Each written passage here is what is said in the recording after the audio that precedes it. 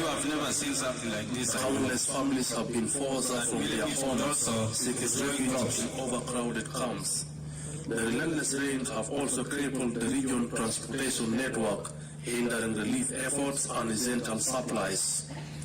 Governor Simon Ubermaut has personally visited the affected areas to assess the damage and coordinate relief efforts. That was during the distribution of the food that we bought as state government.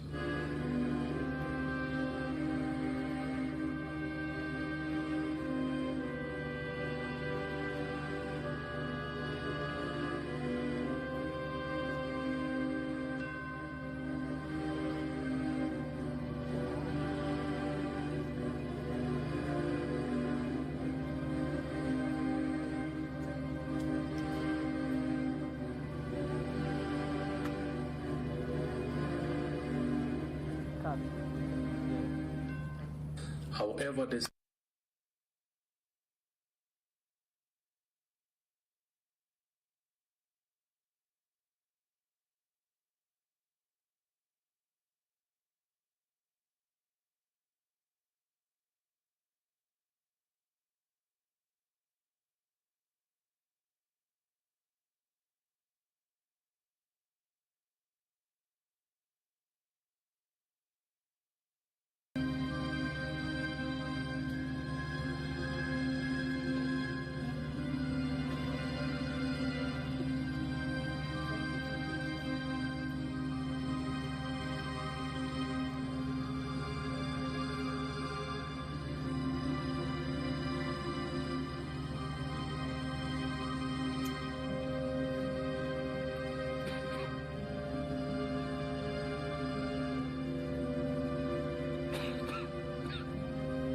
was the road between Awil town and Wanjok, the county headquarters of Awil East.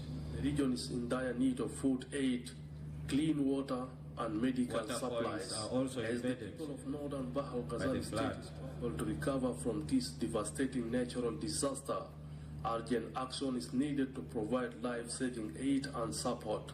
The relentless rainfall has inundated vast areas, turning fertile farmland into waterlogged wastelands. Communities are struggling to cope with the destruction, as many have lost their livelihoods and are in dire need of humanitarian assistance.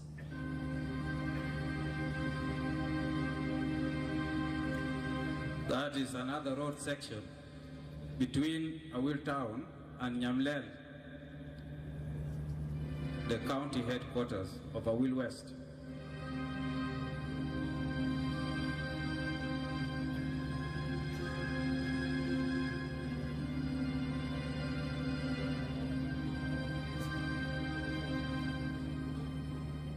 The floods have also raised concerns about the spread of waterborne diseases, as contaminated water source pose a significant health risk. Health facilities are overwhelmed. I think we can stop it there. To continue, Your Excellency, let me briefly take you through the profile of Northern Bahr el Ghazal State. As alluded to earlier by the previous speakers, nothing much has changed over the years.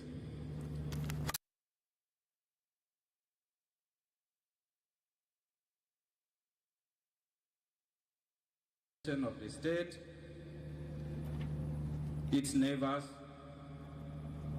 the land size, the economic activities remain the same, with the exception of one, and that is the population of the state. As projected here, Northern Bahr el Ghazal has a population of 1.9 million people. And with the coming of over 300,000 returnees, the population now stands at 2.2.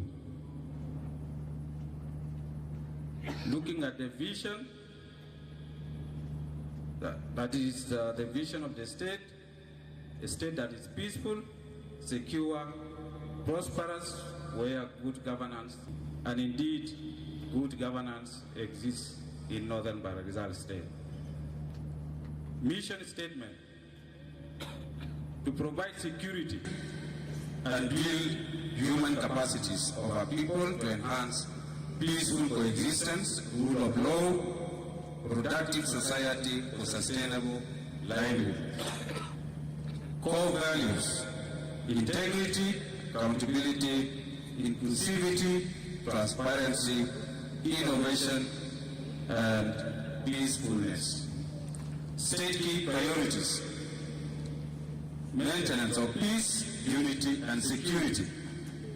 Provide quality education, access to affordable health care, increase food production, improve infrastructure, access to clean drinking water, adherence to public finance management system, preservation of culture and heritage, promotion of sporting activities, and finally, strengthen peaceful coexistence with neighbors. Now, key support and facilitation from the national government.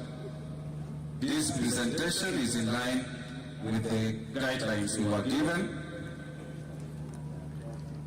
The pictures you are seeing here, Your Excellency, shows one of the achievements. This is, I think this was food that was donated by the Kingdom of Saudi Arabia, which was distributed to the states, targeting returnees. Another picture, Your Excellency, showing the high-level delegation for the preparedness, for the flood preparedness assessment. Our problem here, I'm not seeing the two ministers in this picture. I saw Madam Kiir during the opening. Should anyone come across one of them, please help us inform them that we are still waiting. Those pledges were made. And our problem, Your Excellency, I'm just 5 months into my governorship, but there's this thing of, I think most of us here are tired of receiving high-level delegations, always high-level, promising, I don't know what. And once they return to Cuba, that's the end of it.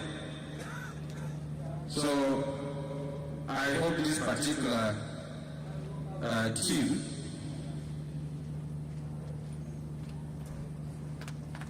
will work on this. Another picture here showing the renovated senior secondary school. Just bear with me.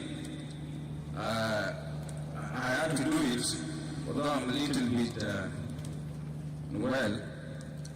This is renovation of our national senior secondary school. This school, Your Excellency, has produced many of our leaders, especially those coming from the state of Northern Baragazal.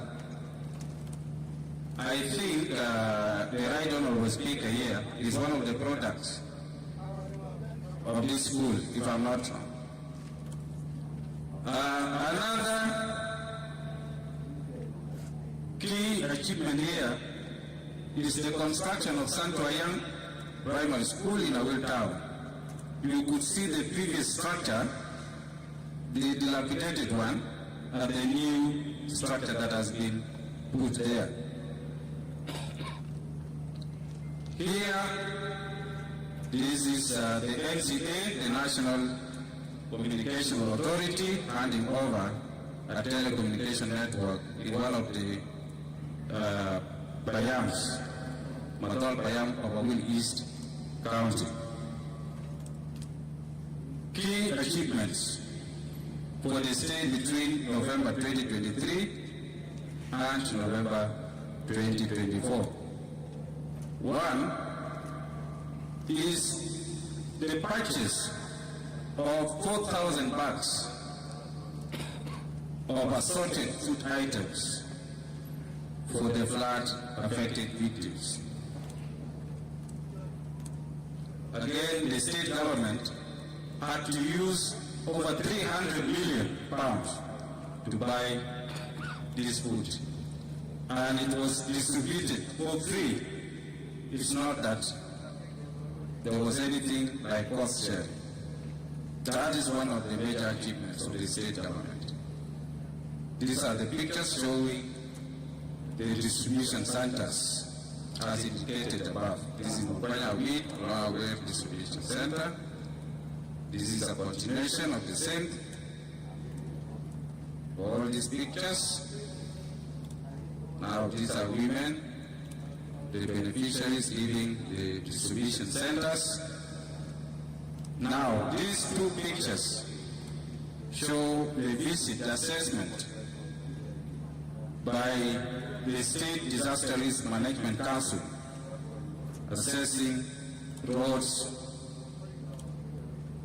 connecting the state headquarters to all the counties. Another one here is the renovation or rehabilitation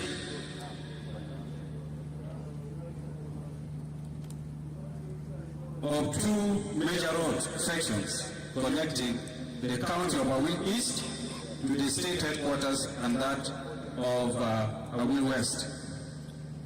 Your Excellency, the danger of this is that we were left on our own as a state. After all the promises, we had to confront this national calamity single-handedly as a state.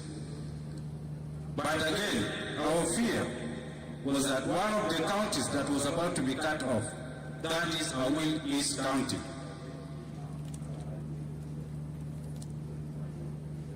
As a population of 807,000 people, that is just one county with a population of close to 1 million.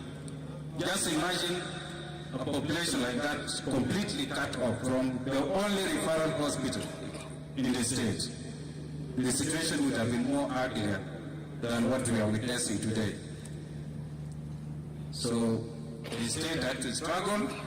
We had to employ all the tools at our disposal to maintain all these roads so that our people are not cut off from accessing the badly needed services. Now, another picture showing the promotion of peace and unity through sports. It is self-explanatory. We don't have to take our time there. Another picture showing tree planting campaign. This is again to address the emerging climate issues. It is again self-explanatory here. The next picture showing the culture, preservation of our culture and heritage. That is one of our key priorities. As you can see in these pictures. This one shows the rallies, the peace rallies conducted across the state as toward all the 5 counties of northern Mayardit state. This is livestock vaccination campaign as one of the achievements. 1,808,311 livestock have been vaccinated in the state. As you can see in this picture, the state government has donated one of the buildings, one of the government buildings, to the state electoral body. This shows the commitment of the state leadership in supporting the commission. And this also tells you how prepared we are to go for election. So you are seeing they are renovating it. And I was told by the chairperson that it will be completed before the end of the year. This one is also another picture showing the refugee settlement in Wadwil. In Wadwil, where the state government has allocated 1,500 acres of land for the settlement of the Sudanese refugees. And we are also planning this January to give them agricultural land so that they also engage in farming activities. This is another picture showing the offices, the UNHCR offices at the state camp. The state costs over 14,000 Sudanese refugees. And we were informed by UNHCR and CRA, that is the Commission for Refugee Affairs, that they are also planning to transport additional 10,000 from Gorom and Rang. So next year we'll be having roughly 24,000 refugees in northern Bahr-el-Ghazal.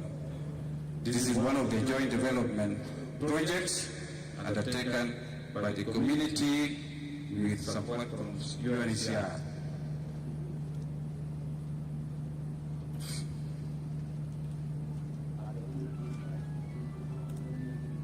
Rehabilitation and construction of additional classrooms in Wetwood Primary School as shown below.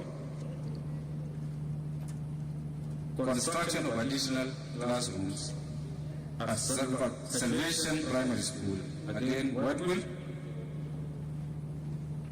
This is funded by UNHCR because those schools are going to benefit both the host community and the refugees.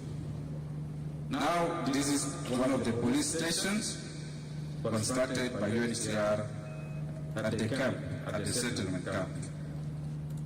Your Excellency, although we are known as a peaceful community, there are always some elements in any society who commit crimes. And to add my voice to the previous colleagues who spoke here, we are having a problem with backlog of many cases and many inmates that are always on remand. And this is because the judges there will not attend to all those cases. So there is need for additional judges to be sent to the state. This shows a donation, one of the facilities, one of the structures built and donated to Northern Bahr-el-Ghazal State University by the Eritrean community. I want to say thank you to our brothers and sisters from the state of Eritrea, if Ambassador Johannes is here. This is another project funded by the World Bank, construction of a community multipurpose farmers center in Abu South and Abu East. Provision of water to returnees, water tanks installed by ICRC in Abu Town and Gogmachar. Those are the pictures there. Now, key achievements in relation to the 7th Governors Forum. Education.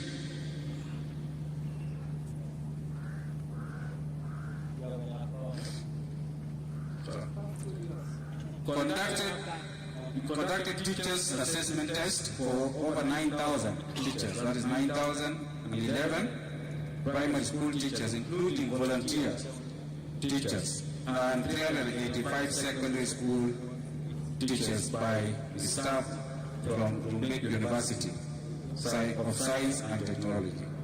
Provision of capitation grants to 14 secondary schools by guests through the state anchor, MAS. Ongoing construction and rehabilitation of 8 primary and 1 secondary school. Achievements under health. Delivered drugs and other medical supply consignments to health facilities.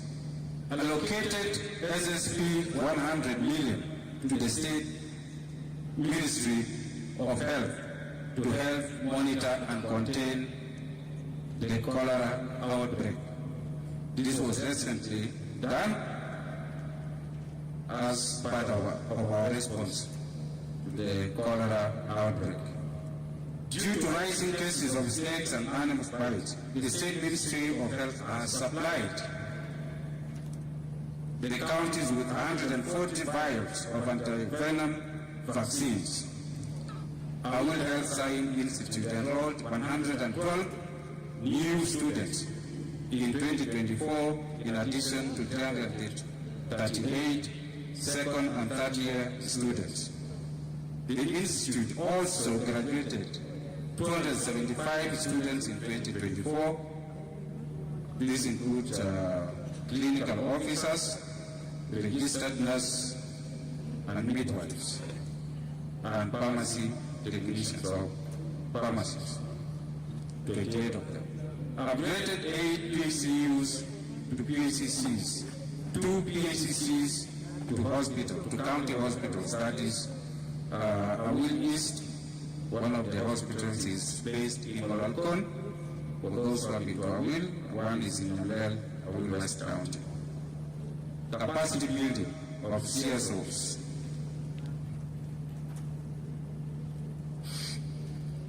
With support from UNMIS Civil Affairs Department, the state built the capacity of CSOs, including establishment of and strengthening of the state CSOs network, legally registered with state RRC and with defined organizational structure.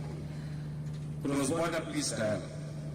The state government, with support from the UNDP Peace and Community Cohesion Pact Unit, conducted cross-border peace dialogue in collaboration with National Ministry of Peace Building, National Ministry of Housing and Land Commission, FAO, UNH, and all these other organizations here.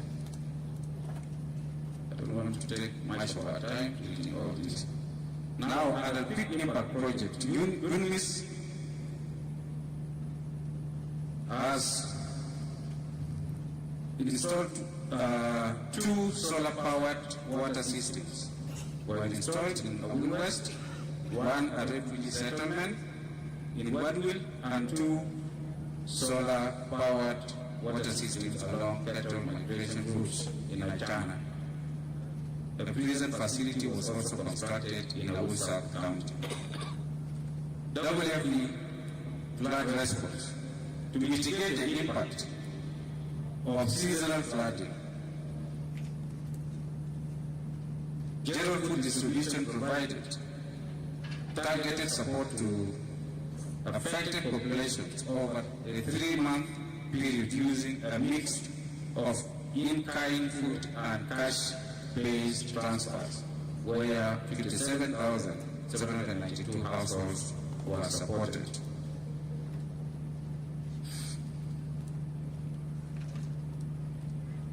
The UNWFP school meal program supported 144 schools across 5 counties, benefiting 58,000 school children through a combination of home-ground school feeding, that is HGSF, and in-kind food assistance. Key challenges.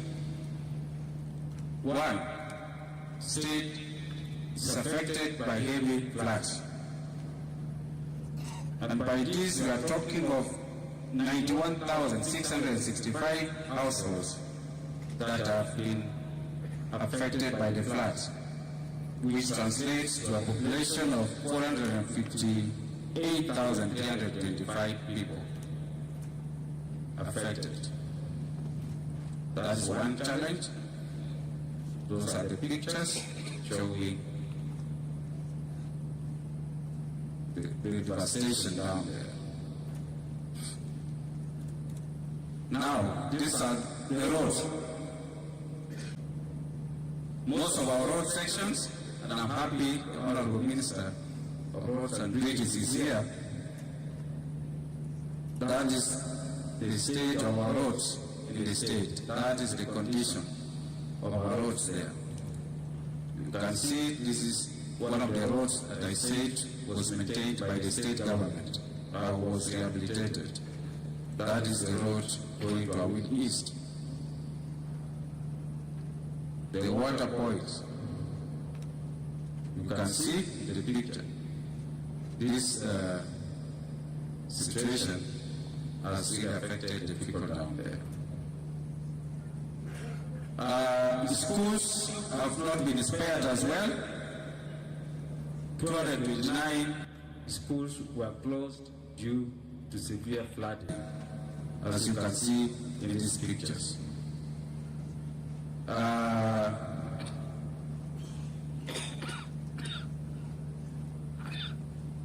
As we deal with the flooding, there are also other issues arising. As you can see, this full army worm is also another problem, destroying crops, especially maize. Look at this funny picture here of the millipedes. It's the first time when I was shown this, I couldn't believe my eyes. That millipedes could also be destructive to this extent. So one of the counties, that is Awil North, has badly been affected by this insect. You see, these are the farms that are completely destroyed. Where you see people standing, those were their farms. But as you can see, they don't have any hope to harvest anything. Also here, you can see how ugly things are in this other picture. Livestock is also affected, which also resulted to death of many livestock. Now,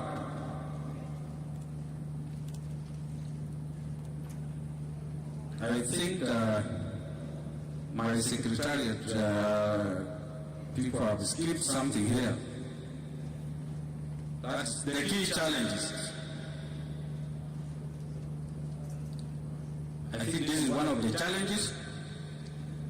That is the ongoing civil war in Sudan. Another challenge is the depreciation of South Sudanese pounds and Islam in oil production.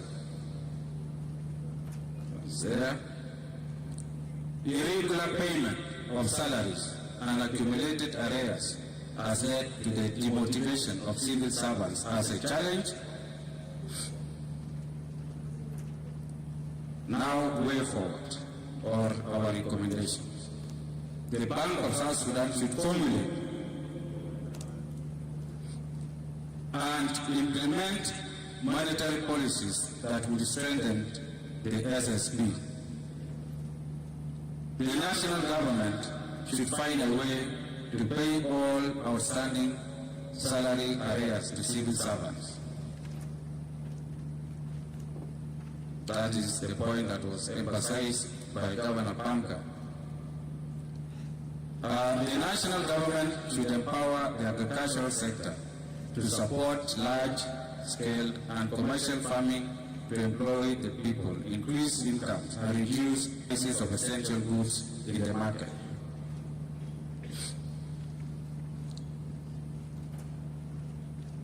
The national and state governments should construct dikes and install more culverts on our roads to address the recurring floods. Another way forward, the national and state governments and development actors should join efforts to promote tree planting programs to fight climate change and address the challenges posed by desertification, floods, and drought. Finally, Your Excellency, before I leave the podium, allow me to briefly say something about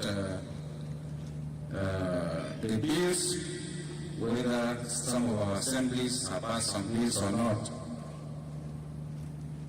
I want to inform this forum that when I was appointed, the assembly was on recess and they just resumed their sitting last week when I opened the fourth session of the assembly, and some bills are already being tabled there, which include the appropriation bill, finance bill, and many other bills.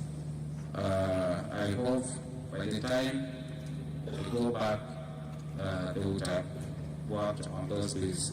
Otherwise, I thank you so much, Your Excellency, for the time. Thank you. Thank you very much. Now, Ruben, Administrative Area.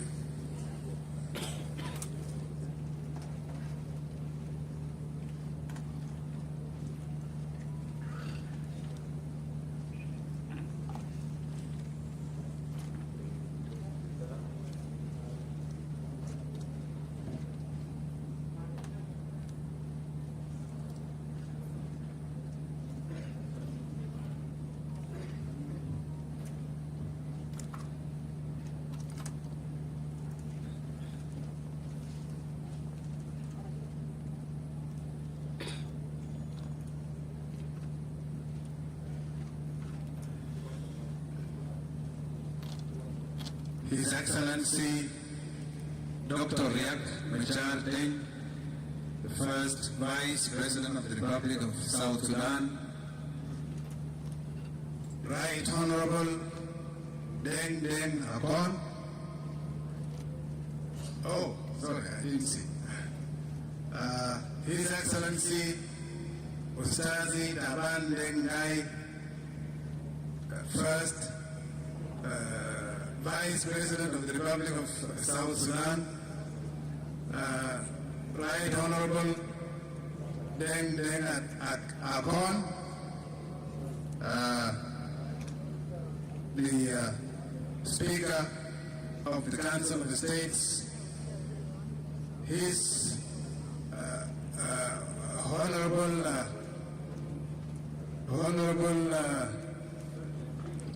His everybody is here, you know.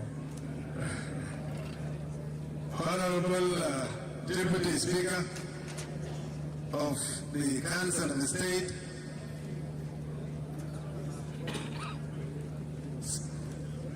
National Assembly,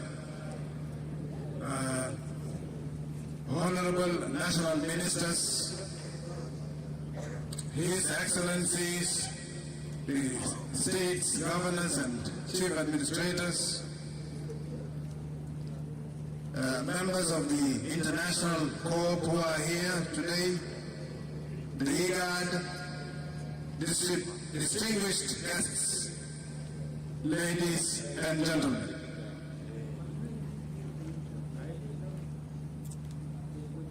Allow me to do this presentation.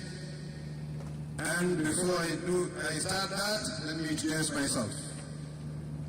I am Diop Laminduak Dediran, the Chief Administrator of Rowing Administrative Area. And like most of my colleagues, this is my 6 months in office. And I am here today to give my contribution on the report of the Government of Rowing Administrative Area on the 8th Governors Forum under the theme Forging Sustainable Peace, Committed Action in the extended R-ARCSS.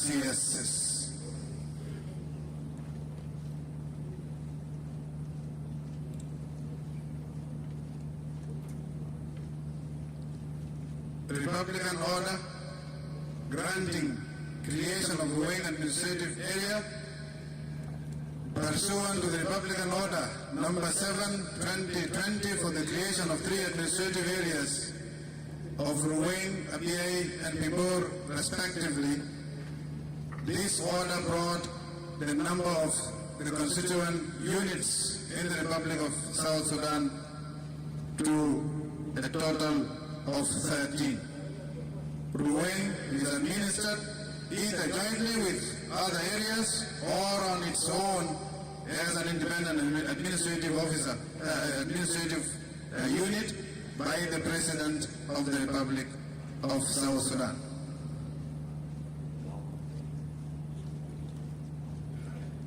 Is the slide showing? Yes. Ruweng administrative area is located, that is about the geographical location of Ruweng administrative area in the green. Ruweng administrative area is located in the northern part of the Republic of South Sudan, bordering